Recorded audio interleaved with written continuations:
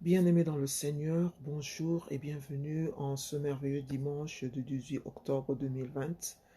Et nous voilà encore à nouveau sur cette plateforme pour un mot d'encouragement que le Saint-Esprit m'a mis à cœur pour vous encourager, nous encourager pour la gloire de notre Seigneur Jésus-Christ. Et le thème d'aujourd'hui est la foi assurée. Que dit-on de la foi? Nous lisons dans Hébreux chapitre 11, verset 1. Je lis. Mettre sa foi en Dieu, c'est être sûr de ce qu'on en espère. C'est être convaincu de la réalité de ce que l'on ne voit pas. La foi est une attache à Dieu. Elle est une adhésion qui s'opère entre nous et Dieu. Elle est un consentement uniquement orienté en Dieu. Elle est une certitude gravée sur Dieu. Elle est une révérence fondée en Dieu. Elle est une confiance placée en Dieu. Elle est une stabilité obtenue en Dieu. Elle est une liaison de la communication avec Dieu. Elle est une dépendance bâtie en Dieu. Elle nous inculque la pensée de Dieu. Que signifie assurer? Je lis dans le livre de 2 Corinthiens, chapitre 3, verset 4. Je lis. Cette assurance-là, nous l'avons par Christ auprès de Dieu.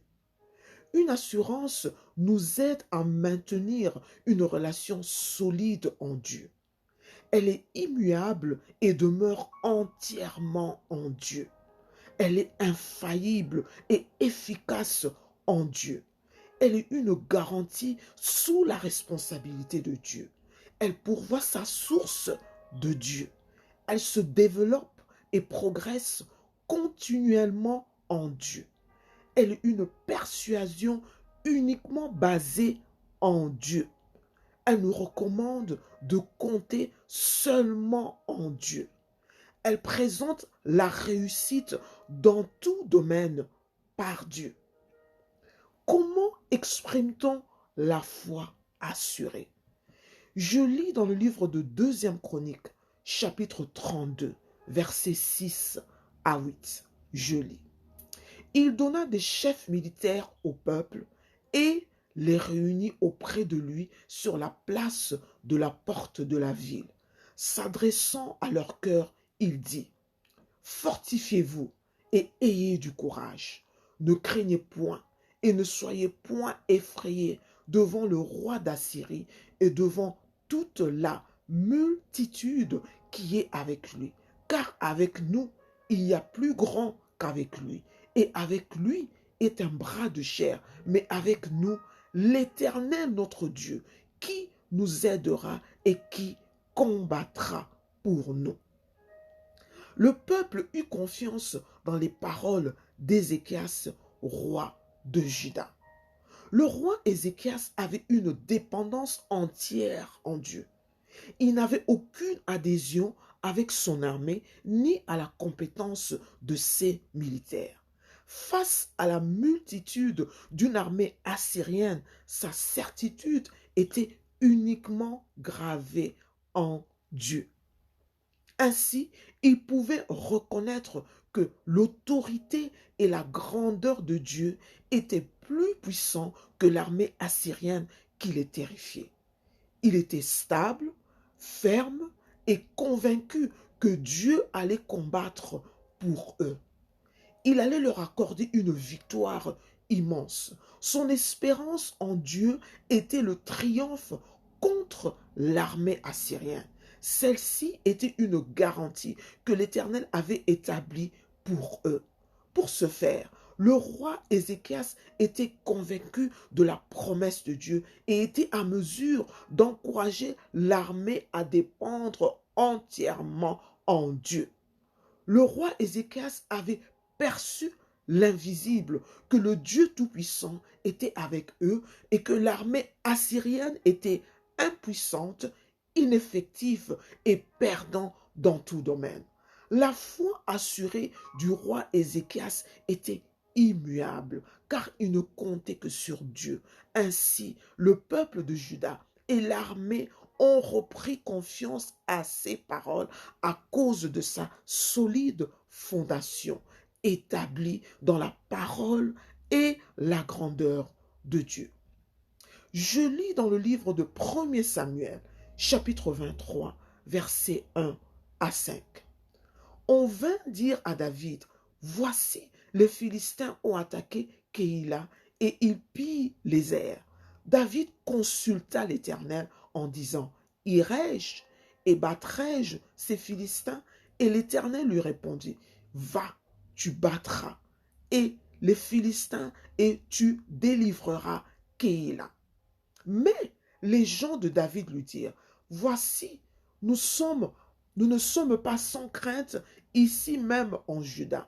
Que sera-ce si nous allons à Keïla contre les Philistins? David consulta encore l'Éternel, et l'Éternel lui répondit, lève-toi, descends à Keïla, car je livre les Philistins entre tes mains. David alla donc avec ses gens à Keïla, et il se battit contre les Philistins. Il emmena leur bétail et leur fit éprouver une grande défaite. Ainsi David délivra les habitants de Keïla. Dieu était la source infaillible de David.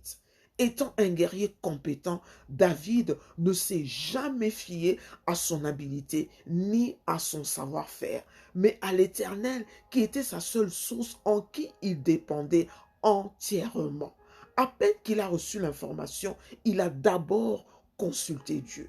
L'avis de Dieu et son accord étaient plus importants que toute autre chose. Il avait une révérence absolue en Dieu. David n'avait pas réagi devant l'énormité de la situation, mais il a demandé la permission à Dieu. Il reconnaissait que Dieu était la seule autorité dans sa vie. Seul Dieu devait approuver toute activité qu'il devait entreprendre, non son instinct, ni son intuition, et encore moins sa capacité de pouvoir faire les choses. David était totalement soumis à la volonté de Dieu. Dieu était son maître et l'auteur de sa vie et de ses affaires. Dieu était celui qui déterminait ses actes, ses mouvements et ses décisions. Sa révérence et son respect profond en Dieu étaient pratiques dans toute activité quotidienne. La foi assurée de David était que Dieu était la seule source et l'obéissance à la parole et à la volonté de Dieu était son devoir et son obligation qu'il appliquait tous les jours. Proverbe, je lis dans Proverbe chapitre 3, verset 5, je lis. Ne te fie pas à ta propre intelligence, mais place toute ta confiance dans le Seigneur. Appuie-toi sur lui dans tout ce que tu entreprends et il te guidera. Au temps actuel, nous comptons plus sur les experts et donnons plus de crédibilité sur ce que nous pouvons faire, régler et résoudre. Nous courons vers Dieu lorsqu'il y a une catastrophe en imposant nos sentiments, nos intuitions et nos désirs. Nous avons plusieurs opinions et avis de différentes personnes et différentes méthodes.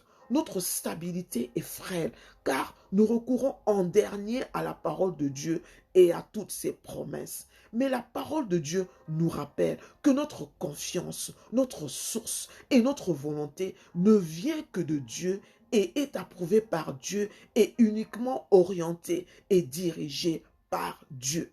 La foi assurée nous rappelle que toute toute activité quotidienne, quel que soit leur nom, leur fonction, leur rôle, Dieu est notre source, notre première et unique solide fondation, notre maître, notre autorité en qui nous devons remettre et acquérir la permission d'opérer sur toute chose pour obtenir la victoire, la faveur et les merveilles de l'Éternel dans tout ce que nous allons entreprendre. Dieu doit être notre seul appui et soutien sur tous les domaines de notre vie. Comme les rois Ézéchias et David qui étaient soumis à la volonté de Dieu, notre foi assurée en Dieu doit avoir sa fondation dans sa parole et ses promesses divines établies pour nous. Je lis dans le livre de Psaumes, chapitre 125, verset 1. Je lis. Ceux qui ont confiance dans le Seigneur sont comme le mont Sion, qui sera toujours là, inébranlable.